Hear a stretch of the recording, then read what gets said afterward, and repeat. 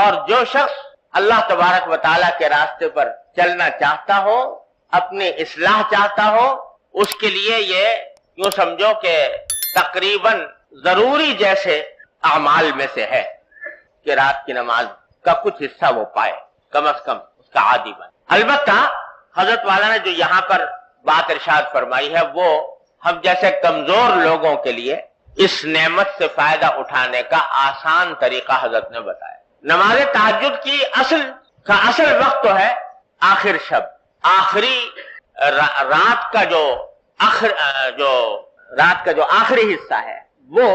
افضل وقت ہے تہجد کا۔ بلکہ فقہاء کرام نے یہ فرمایا ہے کہ اگر رات کو 3 حصوں میں تقسیم کیا جائے تو دوسرا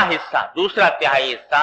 یہ افضل ترین وقت ہے کہ آدمی اس وقت میں تہجد پڑھے، پھر چاہے بعد میں سو جائے اور پھر فجر کے لیے اٹھے۔ اور اگر رات کو 2 حصوں میں تقسیم کیا جائے تو آخری حصہ جو ہے وہ زیادہ افضل ہے تہجد کے لیے۔ تو اصل بات یہ ہے کہ آدمی کو چاہیے کہ اس کا اہتمام کرے کہ اللہ تبارک و تعالیٰ توفیق دے تو آخر شب میں بیدار ہو کر تہجد کی نماز ادا کرے۔ لیکن ایک حدیث ہے جو معجم طبرانی میں مروی ہے، اس میں رسول کریم صلی اللہ علیہ وسلم نے ارشاد فرمایا کہ لا بد من صلاۃ بلیل ولو حلب شاہ، کہ رات کے وقت میں کچھ نماز پڑھنا ضروری ہے۔ ضروری ہونے کا معنی یہ کہ اللہ تبارک و تعالیٰ کی رحمتوں کو متوجہ کرنے کے لیے اور اپنی اصلاح کی خاطر آدمی کو ضروری ناگزیر ہے کہ وہ رات کے اندر کچھ نماز پڑھے۔ اور فرمایا ولو حلب شاہ، چاہے وہ اتنی ہی دیر کیوں نہ ہو جتنی دیر میں ایک بکری کا دودھ دویا جاتا ہے۔ بکری کا دودھ اگر دوئے تو بہت زیادہ وقت نہیں لگتا اور جلدی دوہا جاتا ہے کیونکہ دودھ کم ہوتا ہے بکری کا گائے اور بھینس کے مقابلے میں۔ تو بتائیں کہ جتنی دیر میں بکری کا دودھ دویا جاتا ہے اتنا ہی کیوں نہ ہو، لیکن نماز رات کی نماز فرمایا لا بد من صلاۃ باللیل، ضرور ہونی چاہیے اور کسی مومن کو وہ چھوڑنی نہ چاہیے۔ پھر آگے فرمایا، یہ حدیث ہی کا حصہ ہے کہ وَمَا كَانَ بَعْدَ صَلَاةِ الْعِشَاءِ فَهُوَ مِنَ اللَّيْلِ، کہ نماز عشاء کے بعد جو بھی نماز پڑھی جائے وہ صلاۃ اللیل میں داخل ہے، تہجد کے مفہوم میں داخل ہے، جو عشاء کے بعد جو بھی نماز پڑھی۔ اس حدیث میں رسول کریم سرورت عالم صلی اللہ علیہ وسلم نے ہم جیسے کمزوروں کے لیے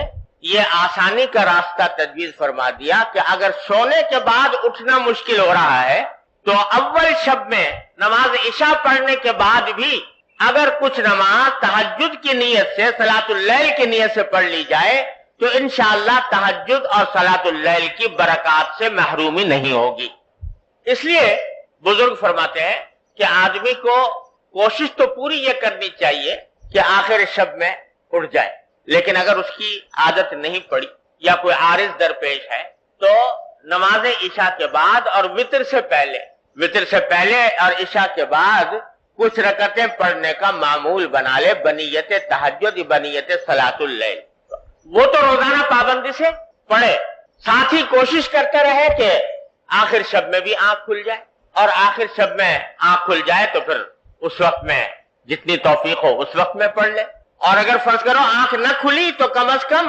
عشاء اور وتر کے درمیان جو نماز پڑھی ہے وہ صلاۃ اللیل تہجد کے حکم میں انشاءاللہ لکھی جائے گی اور تہجد اور صلاۃ اللیل کی برکات سے مکمل محرومی نہیں ہوگی۔ تو یہ کام تو بھائی ہر مومن کو کرنا ہی چاہیے کہ عشاء اور وتر کے درمیان کچھ رکعتیں پڑھ لے تہجد کی نیت، 4 پڑھ لے، 6 پڑھ لے، 8 پڑھ لے، جتنی توفیق ہو اتنی پڑھ لے، اور پھر کوشش ساتھ میں یہ بھی رہے۔ لیکن اس کا مطلب یہ نہیں ہے کہ اس پر اکتفا کر کے بیٹھ جائے، بلکہ اپنی یہ کوشش جاری رکھے کہ آخر شب میں بھی میں اٹھوں، اور جب اٹھ جائے تو اس وقت کی نماز بھی ادا کر لے۔